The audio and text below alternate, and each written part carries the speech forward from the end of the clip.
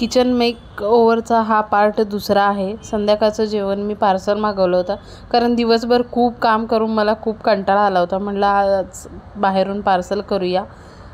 सकाळी उठून परत मला ते काम करायचं होतं, अर्धं झालं होतं आणि हे सगळे डबे जे होते ते सगळे मला साफ करायचे होते। खालचा पूर्ण पसारा काढला होता, सगळ्या बॉटल सगळ्या वॉश करायच्या होत्या, ते सगळं हे करायचं होतं। डब्यामध्ये जे काही सामान होतं ते मी थोडंसं उन्हाला लावलं होतं। आज जरा ऊन पण पडलं होतं, त्याच्यामुळं माझे जे थोडेसे काही पापड होते ते सगळे मी उन्हाला लावले होते। आणि हे सगळे भांडी एवढी माझी सगळी धुवून झालेली आहेत।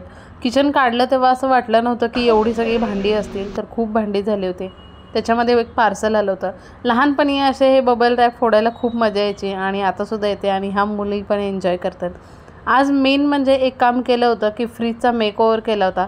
फ्रीजचं जे माझं बाहेरचं जे कवर होतं ते पूर्ण खराब झालं होतं, हात लागून वगैरे ते खराब झालं होतं, म्हणून हे कलरफुल थोडंसं कवर मागवलं होतं। कसं वाटतं ते कमेंट बॉक्समध्ये नक्की सांगा। आणि हे आले होते तर ते बोलले चल जरासं बाहेर जाऊया। लेन्स कार्डमध्ये गेले होते, मला गॉगल घ्यायचा होता, खूप दिवस झालं गॉगल घ्यायचा होता आणि डोळे पण माझे चेक करायचे होते, तर गॉगल घेतला। आणि मी घ्यायला लागल्यानंतर ह्या पण बोलायला लागल्या की आम्हाला पण गॉगल पाहिजे, तर ह्या दोघींनी पण सेम गॉगल घेतला आणि माझा पण गॉगल कसा वाटतं ते तुम्ही नक्की सांगा। मग काय तिथून मग लगेच शेजारी डॉमिनोज पिझ्झावाला होता, मग तिथं लावा चॉकलेट केक खाल्ला।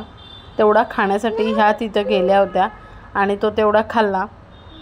तिथून बाहेर आलो, मला खायचा होता मैसूर मसाला डोसा, जो आमच्या इथं खोपोलीमध्ये तळा आहे तिथं मला तिथं भेटतो। खूप छान असतो, टेस्टला खूप छान असतो, मला त्याची रेडवाली चटणी खूप आवडते।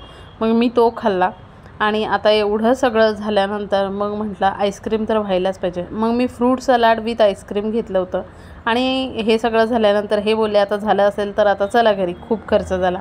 आणि मग तिथून ह्यांनी मला घरी सोडलं। कसा वाटला मिनी ब्लॉग नक्की सांगा। भेटूया नेक्स्ट ब्लॉगमध्ये। थँक्यू।